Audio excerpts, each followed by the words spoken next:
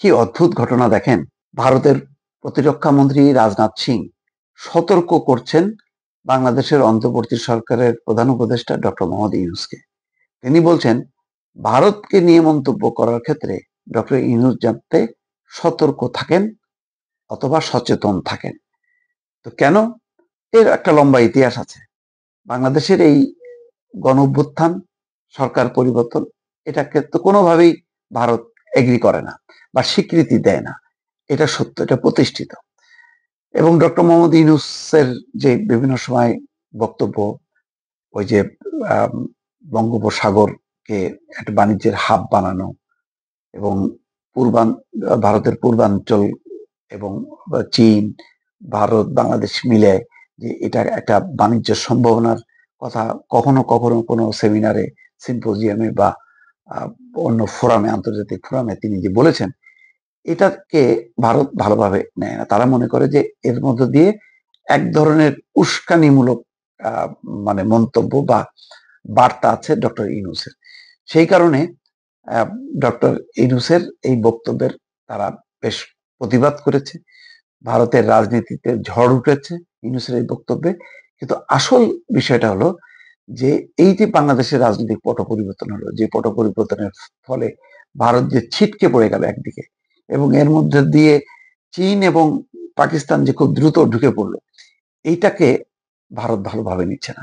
ভালোভাবে নিচ্ছে না বলেই ডক্টর ইউনূসের নেতৃত্বের সরকার বা ডক্টর ইউনূসকে তারা টার্গেট করেছে। বারবার তারা বলার চেষ্টা করছে যে ডক্টর ইউনূস ভারতের সার্বভৌমত্ব, ভারতের নিরাপত্তার জন্য এক ধরনের হুমকি।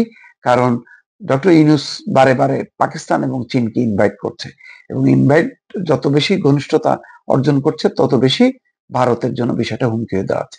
কিন্তু আসলে সরকারের উদ্দেশ্যটা কি বা ডক্টর ইউনূসের উদ্দেশ্য কি?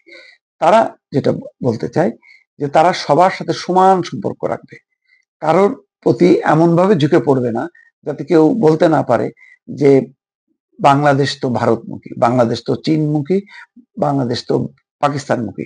এইরকম যাতে ট্যাগ লাগে বাংলাদেশের গায়ে। আগে শেখ হাসিনার সময় কোনো রকম সন্দেহ নেই, তারা বলতেই প্রকাশ্যে যে ভারতের সাথে আমাদের আত্মার সম্পর্ক, আমাদের মানসিক সম্পর্ক, আমাদের প্রেম ভালোবাসা, স্বামী স্ত্রীর সম্পর্ক। আর চীনের সাথে কেবলমাত্র বাণিজ্যিক সম্পর্ক, অর্থাৎ শুধু ব্যবসা বাণিজ্য, আর কিচ্ছু না। কিন্তু মানে আত্মার সম্পর্ক হচ্ছে ভারতের সাথে। এই জায়গা থেকে বাংলাদেশ যে বের হয়ে আসলো, এটাই হচ্ছে তাদের মূল ক্ষোভ।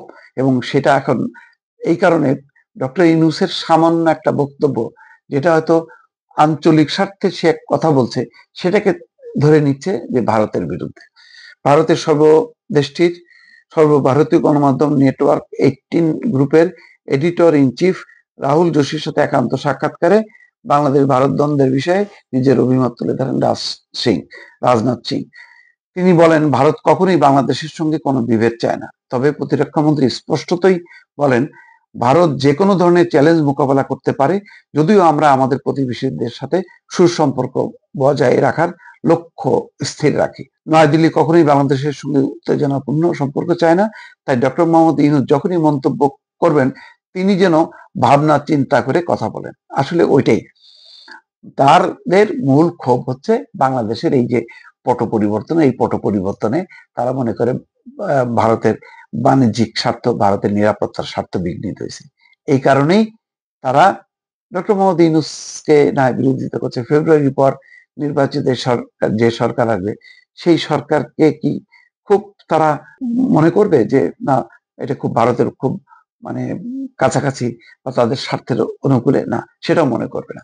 তখন তারা একটা কৌশলগত সম্পর্ক রাখবে।